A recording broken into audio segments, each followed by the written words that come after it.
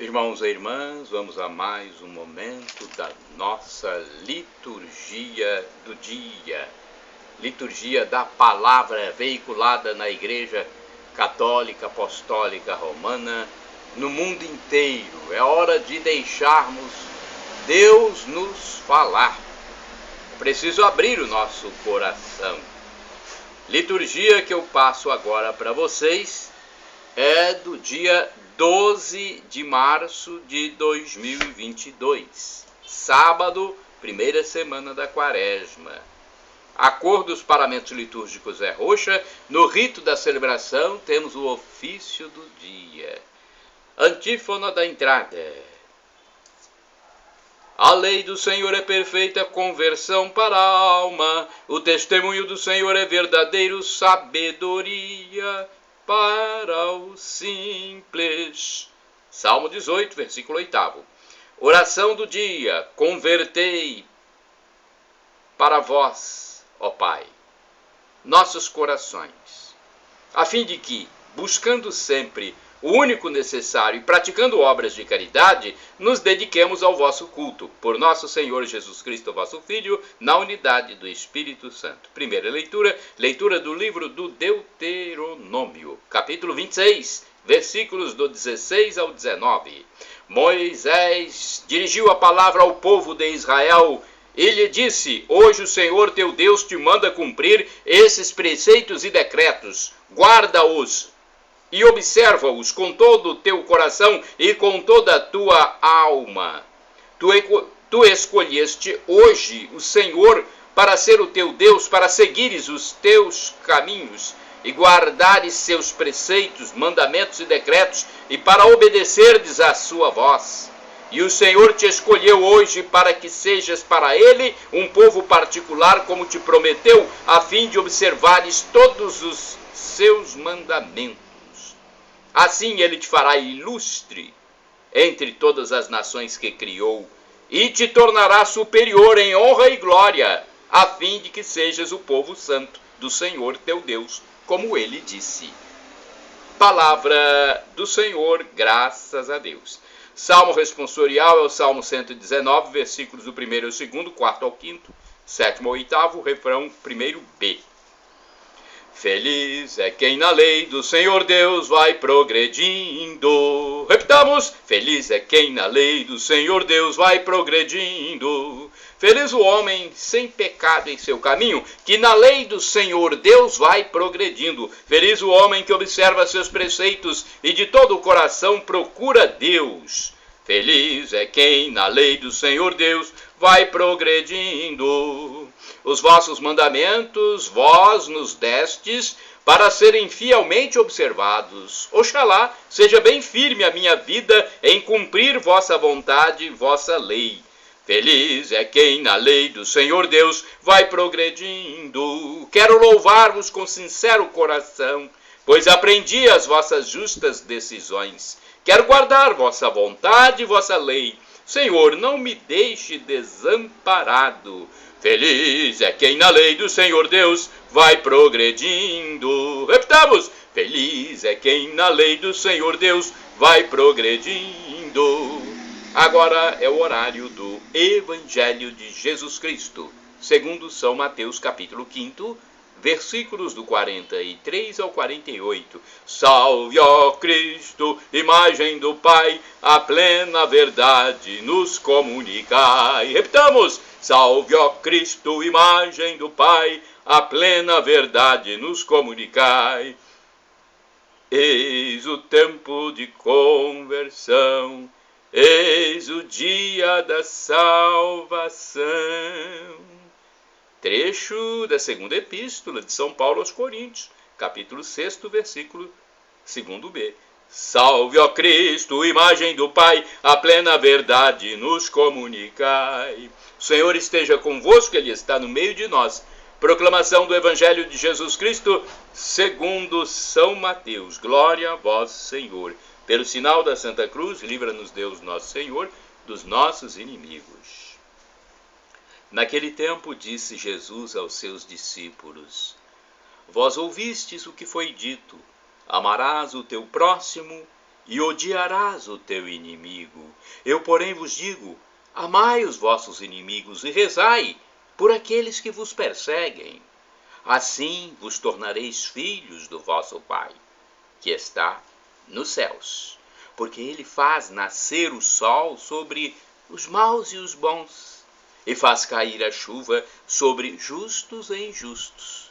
Porque se amais somente aqueles que vos amam, que recompensa tereis? Os cobradores de impostos não fazem a mesma coisa? E se saudais somente os vossos irmãos, o que fazeis de extraordinário? Os pagãos não fazem a mesma coisa? Portanto, sede perfeitos como vosso Pai Celeste é perfeito. Palavra da salvação, glória a vós, Senhor. Vamos à reflexão. É uma liturgia comentada sobre o Evangelho. Esse texto é do Antônio Carlos Santini, liderança da comunidade católica Nova Aliança. E-mail santini@novaalianca.com.br. Amai os vossos inimigos, Mateus capítulo 5, versículos de 43 a 48. Aqui estamos diante de um exclusivo cristão. Amar os amigos, todo mundo ama. É bem fácil termos... É bem fácil, aliás, amar os amigos. Temos a mesma raça, o mesmo sangue, a mesma língua, a mesma religião, o mesmo livro sagrado, o mesmo altar. Pode-se até rezar o salmo. Oh, como é bom e agradável, irmãos unidos, viverem juntos. Salmo 133, versículo 1. Mas a ordem para o seguidor de Cristo é exatamente o impensável. Amar o inimigo. Aí é que estão elas. Deve ser por isso que Jesus não mandou amar apenas o próximo, como no Antigo Testamento. Mandou amar o inimigo. Aliás, os rabinos judeus do tempo de Jesus discutiam interminavelmente sobre a definição de quem seria o tal próximo que a Torá mandava amar, conforme está em Levítico 19, versículo 18. Seria apenas outro judeu o próximo? Ou o próximo seria o prosélito? Outro judeu, ou também o prosélito, aquele que aderia à religião? Deveria ser incluído o estrangeiro com suas diferenças? E não chegavam a um consenso sobre quem era o próximo. A questão se torna mais aguda quando contemplamos Jesus e nos certificamos de que ele vai muito além das palavras. Ele pratica o mesmo mandamento que nos deu. Na cruz, cravado no madeiro, Jesus não morre sem antes rezar ao Pai. Pai, perdoa-lhes, eles não sabem o que fazem. Lucas 22, versículo 34. O primeiro mártir da igreja, o diácono Estevão, morreria apedrejado e repetindo quase as mesmas palavras de Jesus, conforme Atos dos Apóstolos, capítulo 7, versículo 60. Que motivos tem alimentado o nosso ódio? Quais os seus estopins? Humilhações, zombarias, desprezo? O sucesso dos outros alimenta o nosso ódio? A corrupção dos governantes, a agressão dos bandidos? Lembro-me do tempo do serviço na pastoral carcerária, na Grande Belo Horizonte, diz Santini, quando uma senhora visitava um jovem preso aos domingos, levando um bolo, costurando-lhe a roupa e, creio, catando-lhe os piolhos. Era a mãe de sua vítima. Era a mãe de sua vítima. E ela dizia, ele tem a mesma idade do meu filho morto. Posso fazer por ele o que eu faria por meu filho se estivesse preso. Claro que isto não se impõe, o amor é livre, e mais, o amor liberta. É como ensina Marco Ivan Rupnik. O amor, na sua essência, é livre adesão. O amor é a comunhão das pessoas, mas de maneira livre. É a unidade vivenciada como livre adesão. Quanto mais o amor é maduro, mais ele está próximo do amor de Deus e é mais livre de qualquer coerção, de qualquer necessidade. No entanto, o amor tem apenas uma fonte, Deus Pai, um único comunicador, o Espírito Santo, e um único realizador absoluto, Jesus Cristo. Olha, prestem atenção, o amor tem apenas uma fonte, Deus Pai. Um único comunicador, o Espírito Santo. E um único realizador absoluto, Jesus Cristo. Mais uma vez estamos perante um impossível para os homens. Mais uma vez não depende de esforço, de boa vontade e superação. Só temos uma saída: acolher a graça, abrir o coração ao Espírito Santo. Só Ele ensina a amar assim. Irmãos e irmãs, orai sem cessar. Não me prives do teu Santo Espírito. Salmo 51, versículo 13. Vamos agora ao Santo do Dia. Antes eu quero dizer que é um texto que está no site da TV Século XXI, www.rs21.com.br. Agora, da minha parte, podem utilizar à vontade para a evangelização. Entrem nos meus endereços eletrônicos: o blog repórterpaulomaciel.blogspot.com, facebook.com/Paulo Maciel da Rádio, canal no YouTube Paulo Roberto Maciel, Instagram Paulo Roberto Maciel 6/. Jesus é quem mandou: ide pelo mundo e evangelizai, o que de graça recebestes, deem também de graça. Então vamos passar essas informações, essa palavra de Deus, o exemplo dos santos, para outras pessoas, a fim de que elas se convertam. Pessoas que estão no ateísmo, estão no mundanismo, estão profanizando o sagrado. Vamos passar a mensagem de Deus. E olhe quem pregou a mensagem de Deus: São Luís Orione. É um dos santos deste dia 12 de março. São Luís Orione é um dos maiores e mais conhecidos apóstolos da caridade e do bem, surgido em nossos tempos para dar testemunho de amor a Cristo e aos irmãos mediante uma inquebrável fidelidade à Igreja. São Luís Orione nasceu em Pontecurone, lugarejo do Piemonte, na Itália, em 23 de junho de 1872. No ambiente pobre e profundamente religioso de sua família, recebeu fundamentos ternos e vigorosos de um apaixonado amor a Deus e aos necessitados, que forma toda a luz de sua existência. Sua vocação cresceu entre lutas e sacrifícios, e nesses sacrifícios e lutas se fortaleceu. Passou uma temporada de 6 meses com os religiosos franciscanos em Voghera, entre 1885 e 1886, e outra de 3 anos junto a Dom Bosco em Turim, 1886 a 1889. De 1889 a 1893, Luís Orione esteve no Seminário Diocesano de Tortona, entre livros e humildes serviços na catedral, para custear seus estudos. Nesse período de profunda vivência religiosa, social e política, enquanto se preparava para o sacerdócio, Luís sentiu formar-se em seu coração o desejo irrefreável de dedicar-se inteiramente aos meninos órfãos e abandonados, conduzindo-os a Deus e educando-os para o bem. Ainda clérigo, iniciou uma série de ações juvenis. Mais tarde abriu instituições para os mais pobres e abandonados, vítimas da fome e da miséria, desvalorizados pela sociedade. Foi ordenado sacerdote em 13 de abril de 1895 em Tortona. No dia de sua primeira missa, tomou a decisão de não ser um padre somente para os que iam à igreja, mas ser padre para todos, especialmente para os mais afastados da igreja e para os pobres.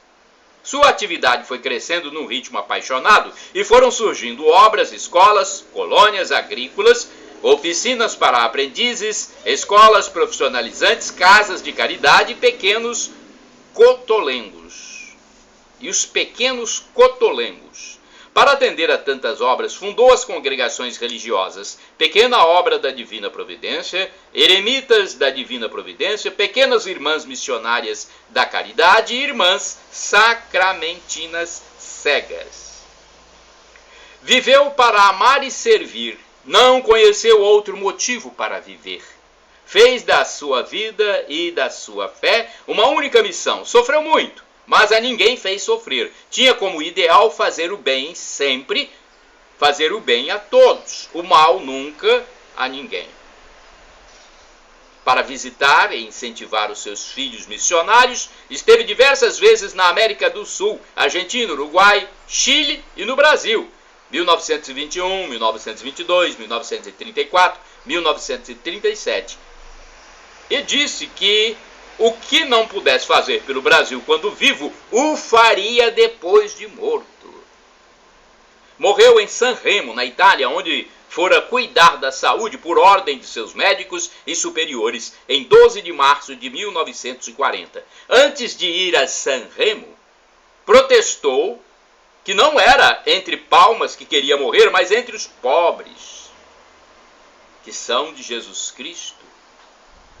João Paulo II o beatificou em 26 de outubro de 1980. João Paulo II, então o Papa, o beatificou em 26 de outubro de 1980. Depois de reconhecidas suas virtudes heróicas e sua bondade em vários milagres comprovados e aprovados, o mesmo Papa João Paulo II proclamou santo da Igreja numa missa de canonização na Praça de São Pedro, em Roma, no dia 16 de maio de 2004. Seu ideal de fazer o bem sempre continua vivo em seus filhos e filhas, religiosos, religiosas, leigos e leigas, que continuam difundindo seu carisma através de obras de caridade em mais de 30 países. São Luís Orione, rogai por nós. Temos mais um santo hoje, aliás é uma santa, Santa Serafina.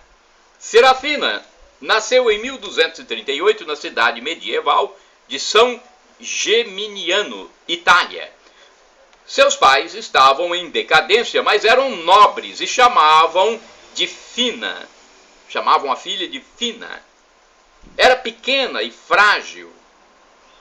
Sempre foi muito inocente, pura e caridosa com todos. Seus pais até tinham receio que alguém pudesse se aproveitar dela pela sua inocência. Por isso sempre conversavam com ela, alertando dos perigos do mundo. Esses diálogos despertaram nela mais amor ainda a Cristo, tanto que fez voto de castidade. Aos 10 anos de idade, Serafina adoeceu, teve chagas e ficou incapacitada de se mover. A doença era incurável e a fazia sofrer de dores. Para piorar, sua mãe faleceu a essa época. Por 5 anos, a santa ficou sem se mexer numa cama. Mas sua consolação era seu amor por Cristo. Ela estava feliz no sofrimento, sempre adorando aos santos e a Virgem Maria. Um dos santos que adorava era São Gregório Magno, que apareceu para ela em sonho, para avisá-la que levaria para a vida eterna no mesmo dia que ele morreu. Olha só. Então São Gregório Magno apareceu em um sonho para avisá-la que a levaria para a vida eterna no mesmo dia em que ele morreu. E em 12 de março de 1253, com 15 anos apenas, Fina, ou Serafina, faleceu. Sua biografia conta que, no momento da morte, os sinos da igreja, sem ninguém tocá-los, começaram a soar. Olha, os sinos da igreja começaram a soar. A ela foram atribuídas graças de cura e fatos extraordinários. Fatos extraordinários. Fatos que não se viam comumente, ocorreram no local da sua sepultura. Em homenagem a Santa Serafina, foi construído um hospital e seu corpo foi transferido para o túmulo construído na nova catedral da cidade. A igreja a declarou santa e padroeira da cidade de São Geminiano. Santa Serafina, rogai por nós. Shalom Adonai, uma expressão hebraica que significa a paz de Deus. El Shaddai significa Deus onipotente, Deus todo-poderoso. Ele proverá, ele providenciará aquilo que você suplica, se for para o seu bem. Deus tem 3 respostas: sim, não ou espere. Se você pede alguma coisa e Deus não atende, é porque não é para o seu bem. E temos mais uma expressão do aramaico, dialeto de Jesus, Maranatá, como dizemos nós católicos, ou Maranata, como dizem nossos irmãos separados, os evangélicos ou protestantes. Não importa a pronúncia, porque o significado é o mesmo e somos todos irmãos cristãos. Significa: vinde, Senhor Jesus, vem, Senhor. Um dia Jesus vai voltar. Por isso nós falamos Maranatá ou Maranata, vem, Senhor, Senhor, vem. Será o fim da história. Não haverá mais o tempo como existe hoje, o espaço como existe hoje. Isso acabará. Novos tempos, nova terra. Não sabemos nem como dizer. É inenarrável o que acontecerá no juízo final, quando Jesus, juiz pleno, julgará a todos, vivos e mortos. Os mortos serão ressuscitados para esse julgamento, esse juízo final, esse fim da história e o início de uma nova fase na vida da humanidade. Aqueles que se arrependerem irão para o céu, os que não se arrependerem irão para o inferno. Distantes ficarão de Deus. Você quer ficar com Deus, junto de Deus, viver como anjo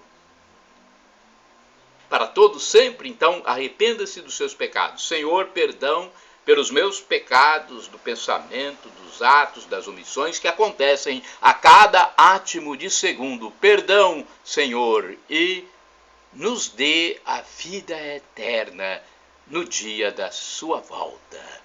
Shalom!